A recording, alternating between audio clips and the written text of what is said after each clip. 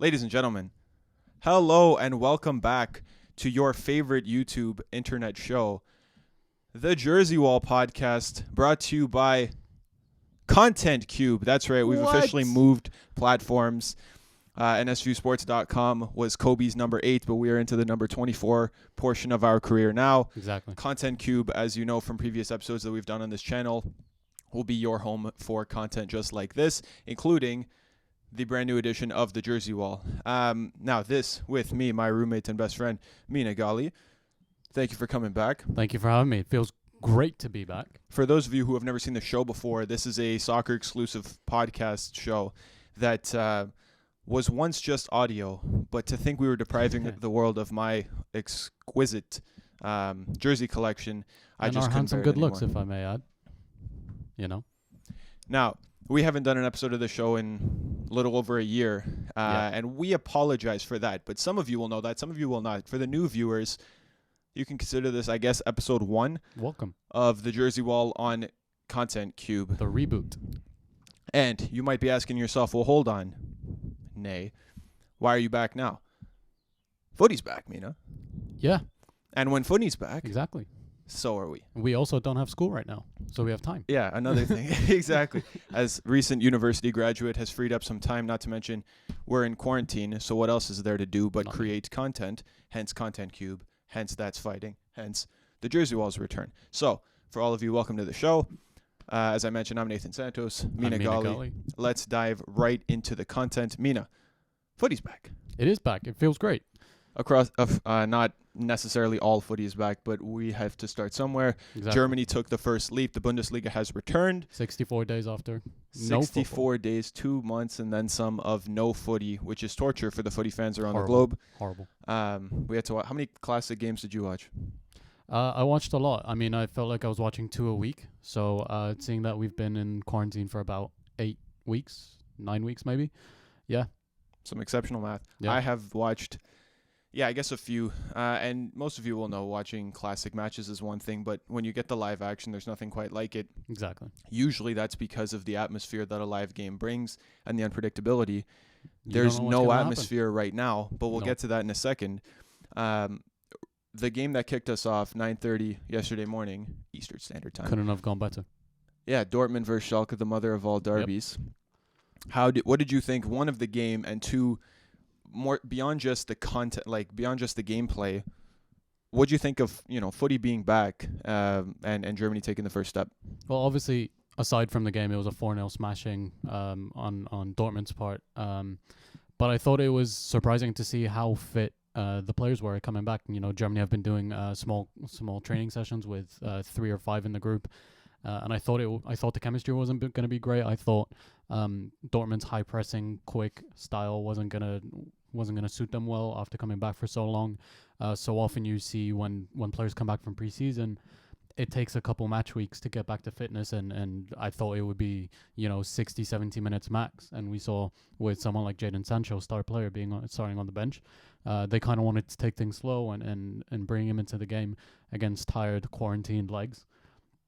So I was actually surprised to see that Dortmund were doing really well in keeping the ball and in transitioning the ball well from defense into attack and linking up the midfield really well. I thought Julian Brandt did really well.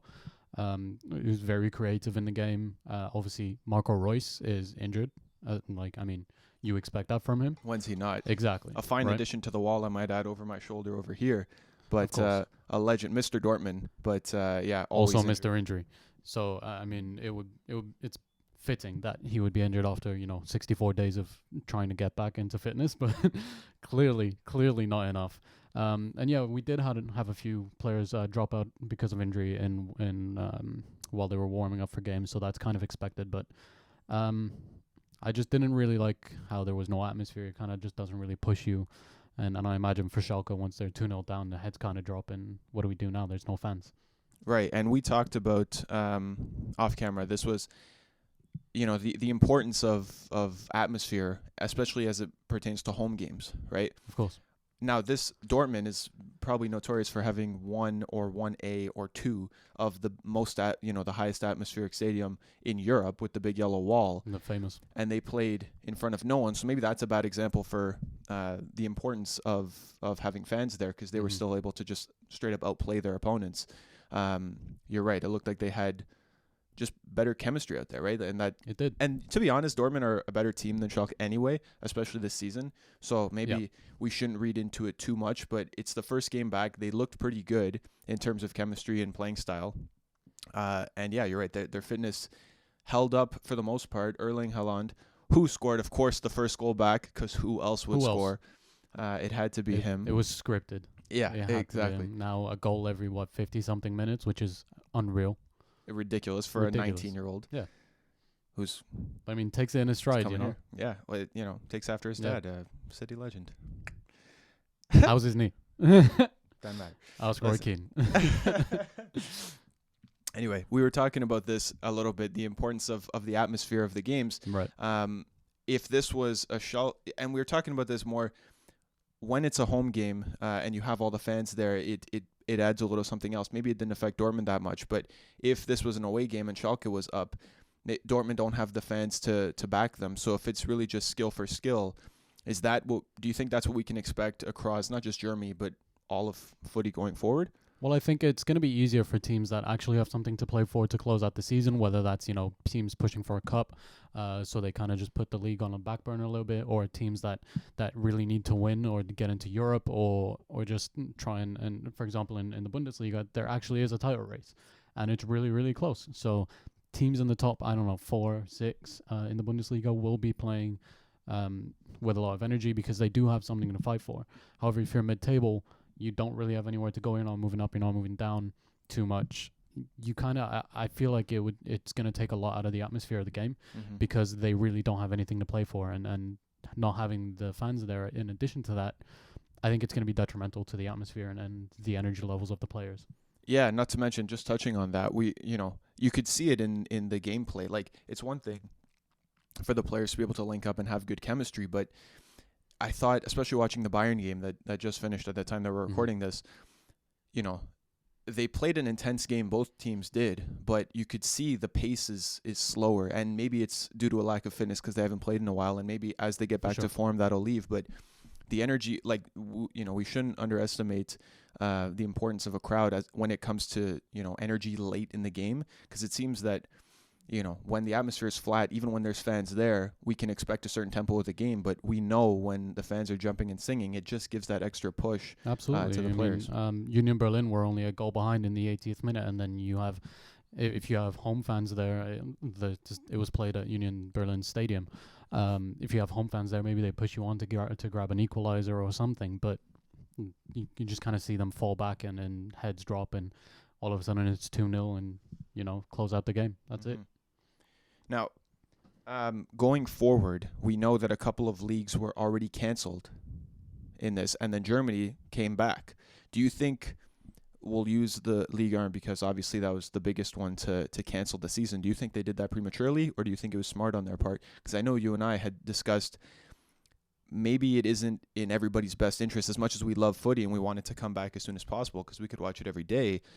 Maybe, for the general population, it's not the best thing in the world to have it back so soon. No, I think to be honest, France did the right thing in canceling all sports until September. I think because in order to come back, you're gonna have to constantly test the players. You're gonna have to constantly test the staff, the coaching staff, the kitchen staff, and try to make sure everyone's quarantined. And I think if you have to do all of that, sports aren't ready to come back. I think it's better to leave the COVID tests and all the facilities and the masks and everything for people that actually need it, and I don't think something as luxurious as sports that necessarily deserves to be more important than everyday life. I think it's not worth the risking one life. I think that's already too much. So sports can kind of be delayed and put on the back burner a little bit. I think it's much better to just kind of roll in, businesses coming back and people getting back to work rather than having to, save some tests for the players to be tested and all the staff to be tested. I think that's kind of selfish, but I mean, if it helps out a little bit mentally for people to have like a little mental break so that they can watch, and obviously for people like us who watch a lot of sports, it's been kind of really boring just having to sit at home, and obviously we're in a great position if that's what we're worried about. But yeah, maybe if someone needed the little bit of a mental break, it might help. But as I say, I think it's a little bit premature, but we'll see how it goes. I know some leagues are looking to see how it's going to play out in Germany, and we'll see how it goes from there, I think. Yeah, and can we talk about how ridiculous some of the rules are for the condition for footy to come back? For those who don't know, they said the Bundesliga was like, okay, well, yes, it can come back. However, on the bench, the players are going to have to social distance, so they're going to have to sit, X amount of feet apart. And then we're going to no celebrations and team hugs. But footy's a contact sport, and when you're marking on set pieces, they're all breathing on each other anyway. They're all going in the same change rooms together. Exactly. At the end of the day. People spit on the pitch. As a defender, how are you telling me I can't get close enough to my man, right? And if I'm sitting on the bench and you have me sit, 2 meters away from the next person, but I'm coming into the game and there's 21 other guys on the field, does it really even matter? There's no point really. Yeah, I have to agree. I think it's silly because there's so many. It's a contact sport, right? So either we're all in or we're not. Exactly. And if we're gonna say, okay, well, listen, we're gonna execute social distancing as best as we can, but we're still all gonna play together on the same time. Like, what about tight tackles and when teams are pressing and you start to get closed down? Not to mention set pieces. If we're testing the players, maybe it should be more frequent and then eliminate those rules. But then we're taking the risk of having the players taking more tests, which could be going to spread out across the world. People who actually need it, Right. Now, I'm a big believer that sports, are crucial to the economy, right? Of course. Right.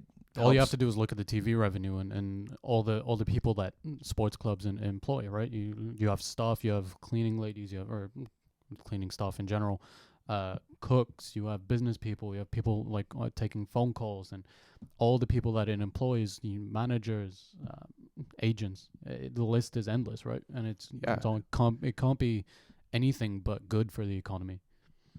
So I guess that's why, even though it seems like a luxury, it's important to come back. Not to mention how many of the clubs are going to go under if they're not playing because they get no TV revenue, so then they can't pay their player wages, right? And for all the staff and so on and so on.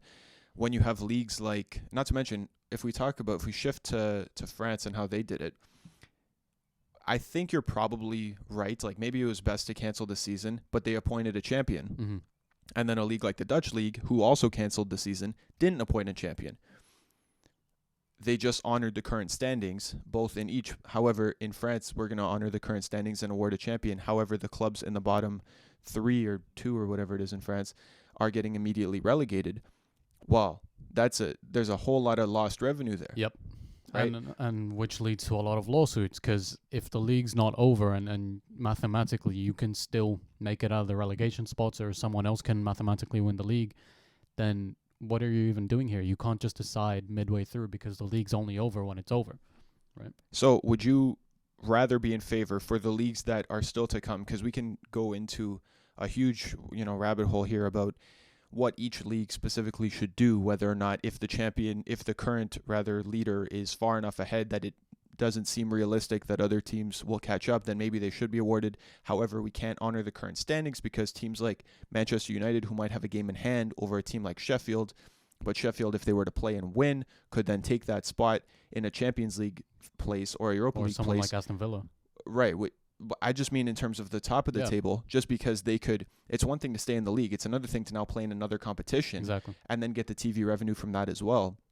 That helps tremendously in building a club, and how much you can realistically achieve. Because as much as we love the Leicester City story, not everyone could just win the league with almost no money, right? Of course, yeah. And everything has to fall in place, right? Like it wasn't a fluke, but everything went well for Leicester that season, and it's not going to happen for a lot of teams. And someone like Sheffield, who's been struggling to kind of break the top 4 all entire season. I mean, they were in the top 4, but then they dropped off, and that's bound to happen with smaller teams because due to inexperience or something like that, or injuries. But they've been incredibly solid, and exactly. Right now, if we honored the current standings, they have a game in hand and they would be deprived of that game, and therefore, tens of millions of more dollars. Exactly.